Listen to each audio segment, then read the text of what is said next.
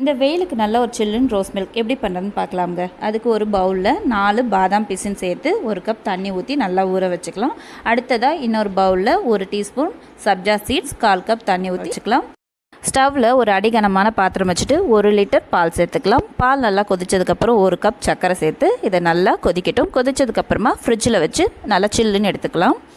அடுத்ததாக ஸ்டவ்வில் ஒரு பாத்திரம் வச்சுட்டு 3 கப் தண்ணி கொதிச்சதுக்கப்புறம் 7 கிராம் அகரகர் சேர்த்துக்கலாம். சேர்த்துட்டு அகரகர் கரைஞ்சதுக்கப்புறம் 1/2 கப் சர்க்கரை சேர்த்து இதையும் கலந்து கொடுத்து ஸ்டவ் ஆஃப் பண்ணிடலாம்.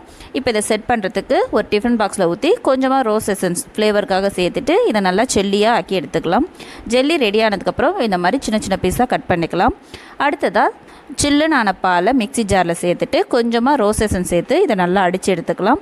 நம்ம ரெடி பண்ண ஒவ்வொரு ஐட்டத்தையும் ஒரு கிளாஸில் சேர்த்துட்டு ரோஸ் மில்க் ஊற்றி நம்ம குழந்தைங்களுக்கு கொடுத்தா இந்த வெயிலுக்கு நல்லா சில்லுன்னு சூப்பராக என்ஜாய் பண்ணி சாப்பிடுவாங்க. தேங்க்ஸ்.